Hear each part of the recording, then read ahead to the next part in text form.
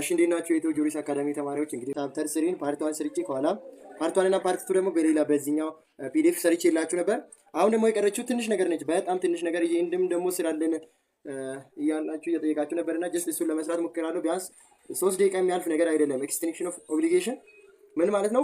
ግዴታ ኤክስቲንክት ሲያደርግ ወይንም ደግሞ የሚያበቃበት ጊዜ ማለት ነው። መቼ ነው የሚያበቃው ግዴታ? አሁን ሁለቱ ፓርቲዎች ኮንትራክት ሲገቡ አንደኛው ፓርቲ ፐርፎርም ማድረግ ያለበት ነገር አለ፣ አንደኛውም ደግሞ እንደዛ። ሁለቱም ፓርቲዎች ኦብሊጌሽናቸውን ፐርፎርም በሚያደርጉበት ጊዜ እንግዲህ ኤክስቲንክት ይሆናል ማለት ነው ኦብሊጌሽኑ። ጀስት ኮንትራክት ማለት ቢትዊን ቱ ፓርቲስ የሚደረግ ነገር እንደሆነ አይተናል። ጀስት አስ ዋት ሎ ማለት ነው። ሁለቱ ፓርቲዎች ለምሳሌ ባለፈው የስልክ ምሳሌ ሲነግራችሁ ነበር። አንዱ ስልክ ይሰጣል ብሎ ይዋዋላል። አንደኛው ደግሞ ስልክ ሲሰጥ ያኛው ምንድነው የሚሰጠው? ገንዘብ ነው የሚሰጠው። 5000 ብር ብንዋዋል ያኛው 5000 ብር የመስጠት ግዴታ አለበት። እኔ ደግሞ ለሱ ምን የመስጠት ግዴታ አለብኝ? ስልኩን የመስጠት። ከዛም በኋላ እኔን የሚይዘኝ ነገር አለ እንደ ግዴታ። ስልክ አሁንም ድጋሚ መስጠት አለብኝ ከሰጠው?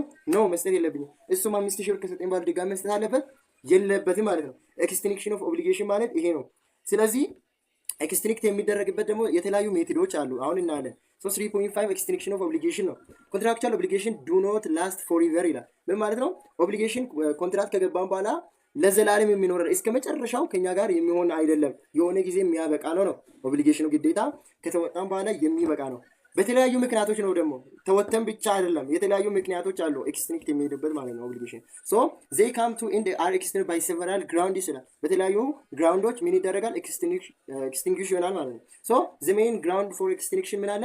The first one performance, second one invalidation, cancellation, termination, novation, set off, merger, remission የመጨረሻው ፔሪድ ኦፍ ሊሚቴሽን። ሶ እነዚህ ናቸው አሁን የምናየው ማለት ነው። ዛሬ እነዚህን አይተን ክላሳችንን እንጨርሳለን።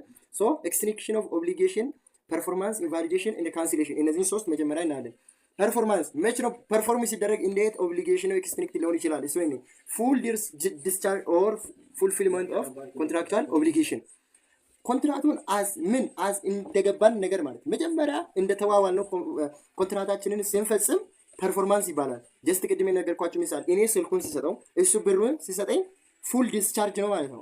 ኮንትራክቹዋል ኦብሊጌሽኑ ፉል ዲስቻርጅ ነው። ሶ ዌን ፓርቲ ኬር አውት ዜር ዱቲስ ዜ አር ኖ ሎንገር ባውንድ። ከዛም በኋላ እሱን ብር ከሰጠኝ በኋላ እኔም ስልክ ከሰጠሁት በኋላ ከአሁን በኋላ ኖ ሎንገር ባውንድ ቱ አውር ኦብሊጌሽን ማለት ነው። በሁለታችን በነበረ ኦብሊጌሽን ከአሁን በኋላ ስልክ ስጠኝ ብሎ እሱም አይከሰኝም፣ እኔም ብር ስጠኝ ብዬ አልከሰው ማለት ነው። ጨርሰናል። ፐርፎርማንስ የምንለው እሱ ነው። ሶ ፐርፎርም ካደረግን በኋላ ኦብሊጌሽኑ ምን ይሆናል? ኤክስቲንጉሽ ይሆናል ማለት ነው። ጀስት ጨረስን። ለምሳሌ ኤግዛምፕል አለ እዚህ ጋር ኤ ቦሮወር ሪፔይ አሎን ዘ ኦብሊጌሽን ኤክስቲንጉሽድ ይላል። ብድር የተበደረው ሰው የዕዳውን ሲከፍል ኦብሊጌሽኑ ምን ይሆናል?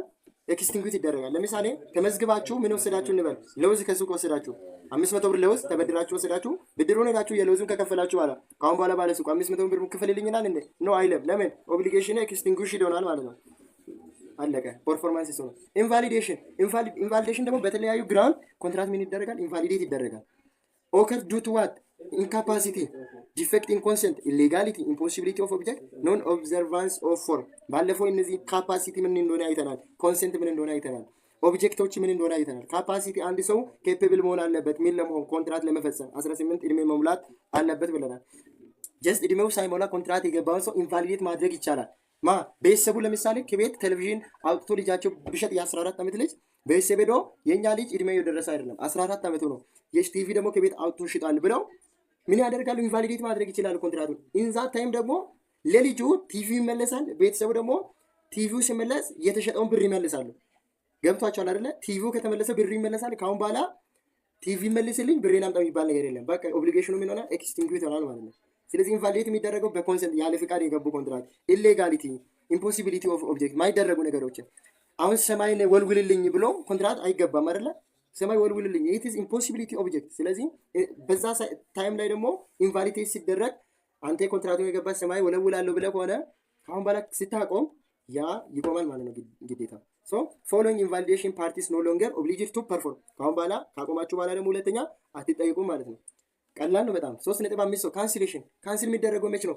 ኢት ኢዝ ኤ ሬሜዲ ፎር ነን ፐርፎርማንስ ነው። ምን ማለት መሰላችሁ? ኮንትራክቱን ፈጽማለሁ ብላችሁ ሳትፈጽሙ ስትቀሩ ያኛው የተባባላችሁት ወገን ለነን ፐርፎርማንሳችሁ ካንሲሌሽን መጠየቅ ይችላል ማለት ነው። ሶ ፎሎዊንግ ካንሲሌሽን ፓርቲስ አር ኖት ሪኳርድ ቱ ፐርፎርም። ካንሲል ከተደረገ በኋላ ድጋሚ ሪኳየር አታደርጉም ምን ፐርፎርም እንዲደረግ ማለት ነው። የስልኩ ምሳሌ ላንሳላችሁ ምክንያቱም ቀላል ስለሆነ። ስልኩን አሁን እናንተ ነጋዴ ናችሁ እንበል፣ የስልክ እየገዛችሁ ትሸጣላችሁ። 5000 ብር የገዛችሁትን ትሸጣላችሁ በ6000 እንደዛ ምናምን ትዋዋላላችሁ። 5000 ብር እገዛለሁ ስልክን አምጣልኝ ብላችሁ ከተዋዋላችሁ በኋላ ነገ በዚህ ሰዓት እንገናኝ፣ አንተም ስልኩን ትሰጠኛለህ፣ እኔም ደግሞ ብሩን እከፍላለሁ ብላችሁ ውል ገባችሁ። ሁለተኛ ቀን ምሳሌ ነው ይሄ። ሁለተኛ ቀን ሳይመጣ ይቀራል። እናንተ እንግዲህ ዛሬ ላይ በዛ 5000 ብር ከሱ በምትገዙት ብር ከሌላ ሰው ስልክ ገዝታችሁ ለሌላ ሰው ቢሸጡ ኖሮ 1000 ብር ልታተርፉ ትችላላችሁ። 6000 ብር ማለት ነው። ጀስት ዛሬ እሱን እየጠበቃችሁ ዋላችሁ ስልክ ከሱ ለመግዛት ማለት ነው።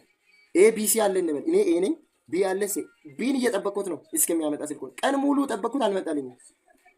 ስለዚህ እሱን እየጠበቁት ዛሬ 1000 ብር ከስር ያለው ማለት ነው። ሶ ኮንትራቱን ካንስል የሚያደርግ ከሆነ እሱ በምንድን ነው ካንስል የምናደርገው? 1000 ብሩ ለእኔ ከፍሎልኝ ነው ካንስል የምናደርገው። እኔ ዛሬ ለ1000 ብር ማግኘት የሚችለውን አንተን እየጠበቁኝ 1000 ብር ከስር ያለው ካንስል ኢንቫሊዴት ስታደርጉ ቲቪ ይመለስላችኋል፣ ብሩን ትሰጣላችሁ ነው። ካንስል ስታደርጉ ደግሞ አንድ የተዋውላችሁ ነበር፣ ለዛ ነገር ስትዋዋሉ የምታገኙትንም ጭምር ነው የምታገኙት ካንስል ስታደርጉ ማለት ነው። እንደዛ ነው።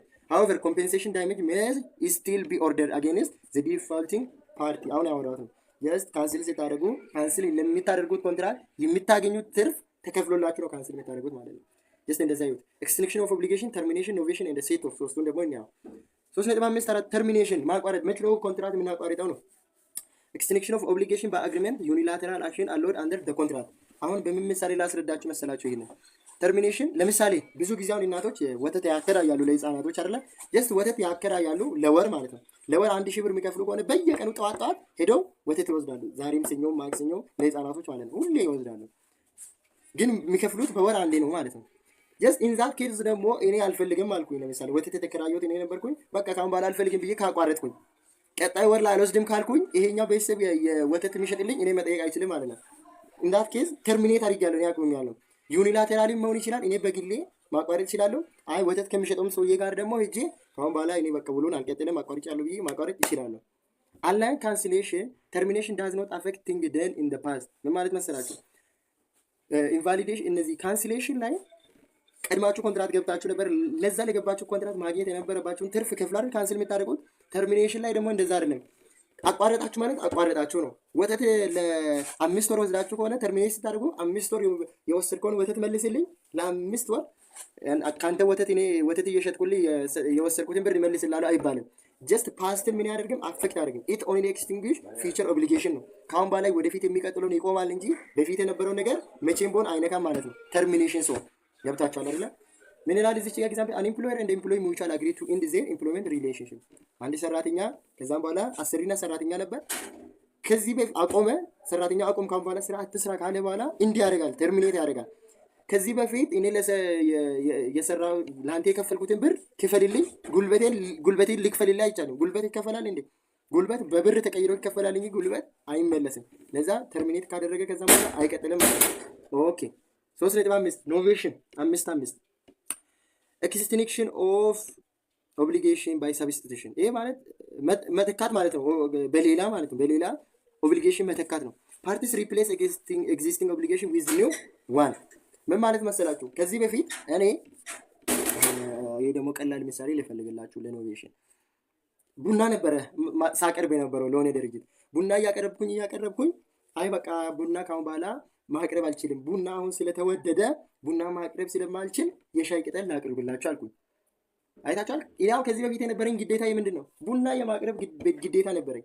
ሶ አሁን ኖቬሽን ስናደርግ ኦብሊጌሽን ባይ ሰብስቲቱሽን ስለሆነ እኔ ካሁን በኋላ የሻይ ቅጠል የማቅረብ ግዴታ አለብኝ እንጂ ቡና የማቅረብ ግዴታ የለብኝም ማለት ነው። ኖቬሽን ማለት ይሄ ነው። ስለዚህ ኤክስትሪክት ይደረጋል። የቡናው ግዴታ ከኔ ላይ ካሁን በኋላ ይቆማል ማለት ነው። ኖቬሽን ማለት ይሄ ነው።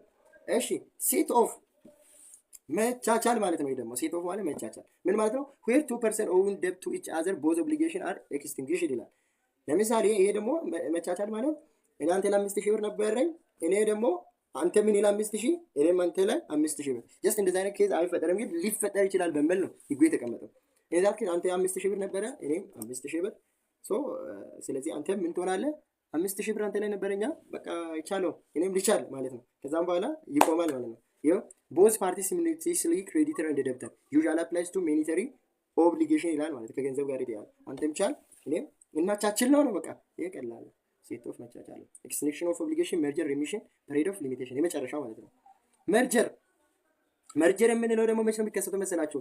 ዘ ሴም ፐርሰን ሲሆን happen when the position debtor and the creditor fall upon the same person. a person cannot be debtor to themselves. ይሄን ደግሞ መርጀር ማለት ምን ማለት ነው መሰላችሁ? ደብተሩም ክሬዲተሩም አንድ ሲሆን ነው። ይሄ እንዴት ይፈጠራል መሰላችሁ? ለምሳሌ አባትና ልጅ ይኖራል። ልጅ ከአባት ብር ይበደራል። ልጅ ከአባት ብር ሲበደር ተበድሮ አባትየው ሞተ። አባትየው ደግሞ ያለው ልጅ አንድ ብቻ ነው። ገብታችኋል አይደል? አባትየው ሞተ። ስለዚህ ውርሱ ለማን ነው? ለልጁ አይደል? አባትየው ከሞተ በኋላ ብድር ለማን ነው የሚከፍለው? የሚከፍልለት ሰው የለም። የሚከፍልለት ሌላ ፐርሰን የለም። ውርስ ደግሞ የሚቀበል የነበረው ልጁ ነው። ከአባትየው 1 ሚሊዮን ብር ተበድሮ ከነበረ ለአባትየው የሚመልሰው ብር ለሱ ተመልሶ ይመጣል ማለት ነው። ብድርን በሆን ማለት ነው። ጀስት የሚከፍልለት ሰው ስለሌለ ማለት ነው። ራሱ መልሶ ለራሱ ማለት ነው። ከዛ ውጪ በቃ መርጀር የሚባለው እሱ ነው። ሪሚዥን ደግሞ ምን ማለት መሰላችሁ?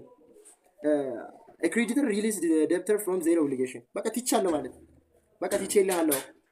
ብድር ተበድራችሁ የነበረው ሰው በቃ አትክፈልልኝ፣ በቃ ትቼልሃለሁ፣ በቃ መክፈል አይጠበቅብህም ካለ ኦብሊጌሽኑ ካሁን በኋላ መክፈል የለባችሁ። ምክንያቱም እናንተ እምቢ ካላላችሁ በቀር አይደል እከፍላለሁ ለምንድን ነው አንተ የምትተውልኝ ምናምን ብላችሁ ካላላችሁ በቀር remission obligation ምን ይሆናል? ኤክስትሪክት ሆነ ማለት ነው። ይኸው if the say debtor reject the release, remission does not operate ይላል። ኤግዛምፕል a seller declare I release you from paying the price።